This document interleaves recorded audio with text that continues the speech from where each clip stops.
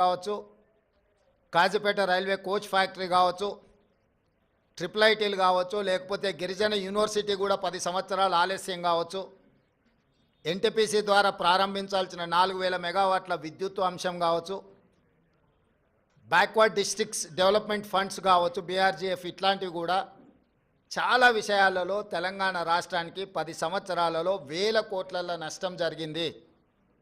అది మన హక్కు, ఎవరి దయనో కాదు. మన హక్కుల కోసం మనం ఢిల్లీలో పర్యటించాలి, కేంద్ర ప్రభుత్వాన్ని కలవాలి, కేంద్ర ప్రభుత్వం నుంచి నిధులు తెచ్చుకోవాలి. ఇది భారతీయ జనతా పార్టీ ట్రెజరీ నుంచి ఇవ్వడం లేదు, కేంద్ర ప్రభుత్వ ట్రెజరీ నుంచి ఇవ్వాల్సి ఉంది. ఇది ఫెడరల్ స్ట్రక్చర్ ఉన్న ప్రభుత్వము, యూనియన్ ఆఫ్ స్టేట్స్. వివిధ రాష్ట్రాలతో కూడుకున్న కేంద్ర ప్రభుత్వం వివిధ రాష్ట్రాలకు ఇవ్వాల్సిన నిధులను ఖచ్చితంగా ఇవ్వాల్సిందే. రాజకీయ పక్షపాత వైఖరితోనే నిర్లక్ష్యం వహించిన, లేకపోతే అన్యాయం చేసినా ప్రస్తావించడానికి పర్యటన చేయాలి. మన అంశాలను వాళ్ళ దృష్టికి తీసుకెళ్లకుండా రాష్ట్రానికి నిధులు వస్తాయనో, అనుమతులు వస్తాయనో ఫామ్ హౌస్లో పండుకుంటే రాష్ట్ర ప్రజలకు ప్రయోజనం ఉండదు. అందుకే ఎన్నిసార్లైనా వెళ్తాము ఢిల్లీకి. తప్పకుండా ఢిల్లీ నుంచి రాబట్టుకోవాల్సిన నిధులను అన్నిటినీ రాబట్టుకుంటాము. అప్పుడే తెలంగాణ రాష్ట్రం అభివృద్ధి జరుగుతుంది, తెలంగాణ రాష్ట్ర హక్కులను మనం కాపాడిన వాళ్ళం అవుతాము. మీ కడుపు మంట మాకు తెలుసు, మీ దుఃఖము మాకు తెలుసు. మీ కడుపు మంట కోసమో మీ దుఃఖం కోసమో మీరు పెడుతున్న కాకి గోలను మేము పట్టించుకోము. మీలాంటి వాళ్ళను అలా అరుస్తుంటే మాకు ఒక రకంగా ఉత్సాహం వస్తుంది. ఎందుకు అని అంటే మీ బాధ మీ దుఃఖం చూస్తుంటే మా కార్యకర్తలు సంతోషపడతారు. 10 సంవత్సరాలు మా కార్యకర్తల్ని వేధించుక తిని అక్రమ కేసులు పెట్టి ఈరోజు మీరు పడుతున్న క్షోభను చూస్తే, తెలంగాణ రాష్ట్రం అభివృద్ధి ఎక్కడ జరుగుతుందో అని అడ్డం పడేదాన్ని చూస్తే అప్పుడప్పుడు కోపం కూడా వస్తుంది. కానీ ఇవన్నిటిని ప్రదర్శించాల్సిన సమయం కాదు. ఏకాగ్రతతో కార్యదీక్షతతో తెలంగాణ రాష్ట్రాన్ని అభివృద్ధి పదం వైపు నడిపించే బాధ్యత తెలంగాణ ప్రజలు మాకు ఇచ్చిండ్రు.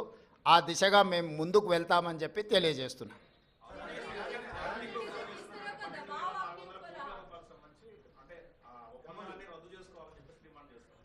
ఎవరు ఇప్పుడు వాళ్ళ ప్రభుత్వంలో ఉన్నప్పుడు వాళ్ళు చేసిన ఒప్పందాలు చాలా ఉన్నాయి. వాటి వివరాలన్నీ నేను ఇస్తా. ఒక ఒప్పందాన్ని రద్దు చేయాలంటే దానికి న్యాయపరమైన సలహాలు కూడా తీసుకోవాలి. యూనిలాటరల్గా నువ్వు ఏది రద్దు చేసినా ఆ సంస్థలకు కోర్టుకు కూడా వెళ్ళే అవకాశం ఉంటుంది. ఈ రాష్ట్రంలో కాంట్రాక్టులు ఇచ్చింది, భూములు కేటాయించింది, అదాని ఫ్లైట్లో ఆడంబరంగా ప్రయాణాలు చేసింది వాళ్ళు. కాబట్టి ఈరోజు రాష్ట్ర ప్రభుత్వం రాహుల్ గాంధీ గారు చెప్పిన విషయాన్ని నేను ముందే ప్రస్తావించిన. రాష్ట్రంలో పెట్టుబడులు పెట్టడానికి ఇతరులకున్న అవకాశము అందరికీ ఉంటుంది.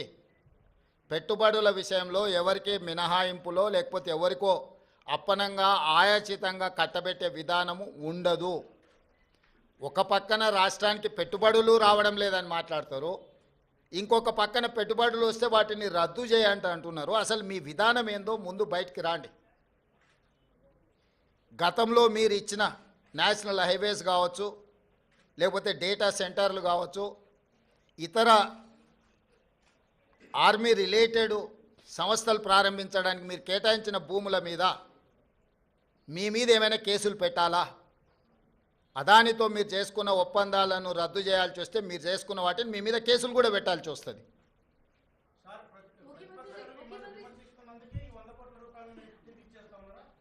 ఎవరు చెప్పిండ్రు? రాంబాబు ప్రెస్ మీట్ విననట్టు ఉన్నాడు.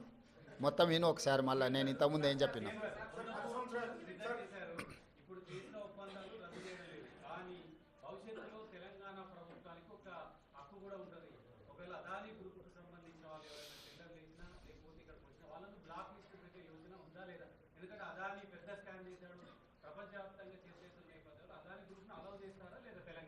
ఇప్పుడు అదానీ గ్రూపు టెండర్లు వేస్తాడా వేయడా అనే విషయమే తేలనప్పుడు వాటి మీద ఎలాంటి చర్యలు తీసుకుంటామనే చర్చ ఎందుకు వస్తుంది?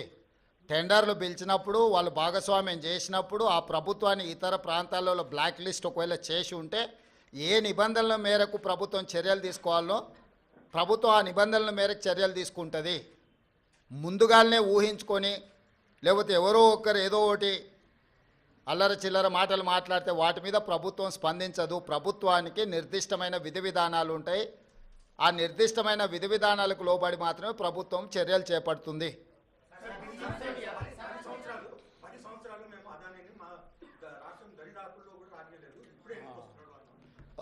ఆ లిస్టు కాగితం ఇక్కడ తీసుకో, ఎన్ని ఉన్నాయి ఇటు. ఇప్పుడు నోరు తెరిస్తే అబద్ధాలు మాట్లాడడం, ఇది అదాని పక్కలు ఉన్నాయని ఎవరు ఈయన పేరు గుర్తుపడతావా? ఏం పేరు ఈయన పేరు? మరి ఈయన చంద్రశేఖరరావు. ఆయన వంగి వంగి నమస్కారం పెడుతున్నాయి. అప్పుడు ఆయన వంగినా ఇట్లా ఇంతగా వంగినా? అదేవిధంగా ఆయన ఇచ్చిన వర్కులు కొన్ని నేను లిస్టు చదివి చెప్పిస్తా. KCR invites Adani to set up a power plants in TS. Okay, Hans India పత్రికా ఓనర్ ఉండొచ్చు కదా. Business baron Adani meets to KCR, Times of India. ఇగో ఈ బుద్ధిమంతుడు ప్రబుద్ధుడు అదాని సంఖలో దూరిండు. ఈ సిగ్గులేనోడు అదాని గురించి నా గురించి మాట్లాడతాడు. అట్లనే ఒక లిస్ట్ ఉంటుంది కదా, వేరే పేపర్ ఇంత ఉందా, 12-13 లిస్టు ఉంటుంది చూడు ఒకటి. నేను ఆ లిస్టు చదివి వినిపిస్తాను నీకు. ఎన్ని ఇచ్చిండ్రో వాళ్ళు, ఎన్ని నేషనల్ హైవేస్ ఇచ్చిర్రు, ఎన్ని డేటా సెంటర్లు ఇచ్చిండ్రు. ఒకవేళ సిద్ధంగా ఉన్నాడు ఆయన ఇచ్చిన అన్నిటి మీద విచారణకు, మళ్ళీ విచారణ ఏంగానే చూసిరా నా మీద కేసులు పెడుతురని ఒకలా ఏడుపులు ఏడుస్తుంటాడు. పెట్టూరి జైలుకు పోతానే ఆయన్నే అంటాడు. ఎప్పుడెప్పుడు జైలుకు పోదామా, జైల్లో పోయి ఉందామా అని. ఆయన ఏమనుకుంటున్నట్టు నిన్నవనేదో పేపర్లో చూసిన జైలుకు పోయిన వాళ్ళు అందరూ అయిండ్రనా? ఆ లెక్కన ముందుగాల వాళ్ళ చెల్లెలు పోయింది. మరి ఆల్రెడీ వాళ్ళ చెల్లెలు జైలుకు పోయి వచ్చింది. అట్లా కూడా ఈయనకు అవకాశం లేదు కదా. ఆ